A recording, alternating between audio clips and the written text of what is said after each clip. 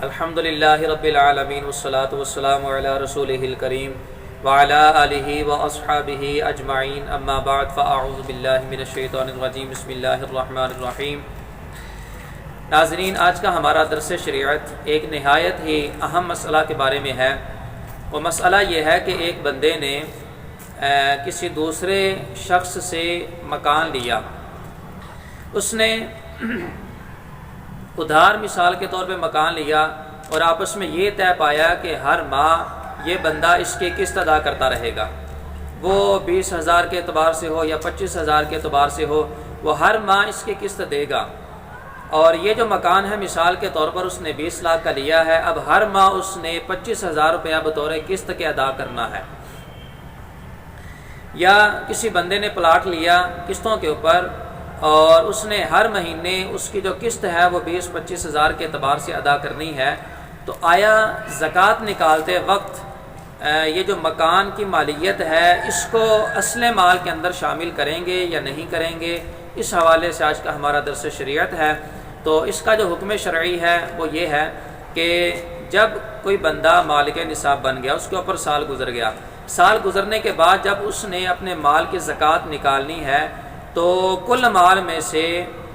جو اس کے پاس اس کی حاجات اصلیہ کے علاوہ ہے، وہ چاہے مال تجارت کی صورت میں ہو، چاہے اس کے بعد جو ہے وہ اضافی نقدی کی صورت کے اندر مال موجود ہو، تو کل مال میں سے جو اس نے ہر ماہ کے اعتبار سے قسط دینی ہے اس کو وہ الگ کرے گا۔ سادہ لفظ میں یوں سمجھ لیں کہ جتنی بھی اس بندے نے قسطیں دینی ہے، مثال کے طور پر 20 لاکھ روپیہ اس نے دینا ہے، تو سال بعد اس نے جتنی قسطیں دے دی ہیں ان کو چھوڑ کر بقیہ جتنی بھی رقم اس بندے کے اوپر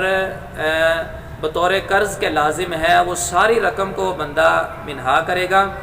نکال لے گا، اور جتنا اس کے پاس اضافی مال باقی بچ جائے گا اس کے اوپر وہ 2.5% کے حساب سے زکوٰۃ ادا کرے گا۔ ایک بندہ ہے وہ 50 لاکھ کا مالک ہے، اضافی اس کے پاس پڑے ہوئے ہیں، یا جو ہے وہ اتنے کا مال تجارت اس کے پاس موجود ہے، اور اس نے ایک مکان لیا 20 لاکھ کا، ایک سال اس نے اس کی قسطیں ادا کیں۔ اب ایک سال قسطیں ادا کرنے کے بعد مثال کے طور پر وہ مکان باقی بچ جاتا ہے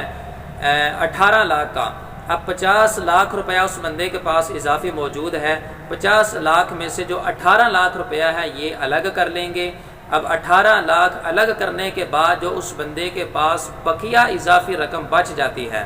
یعنی کہ 32 لاکھ روپیہ، اس 32 لاکھ کے اوپر وہ بندہ 2.5% کے حساب سے زکوٰۃ ادا کرے گا۔ تو یہ بات یاد رکھیں کہ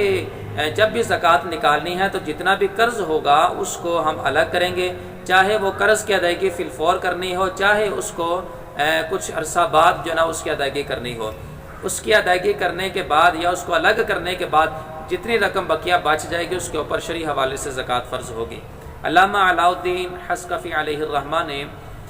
تنویر الابصار کے اندر اس مسئلے کی صراحت فرمائی، ارشاد فرمایا کہ فارغ عن دین لہ مطالب من جہت العباد، کہ زکوٰۃ کے لازم ہونے کے لیے اس مال کا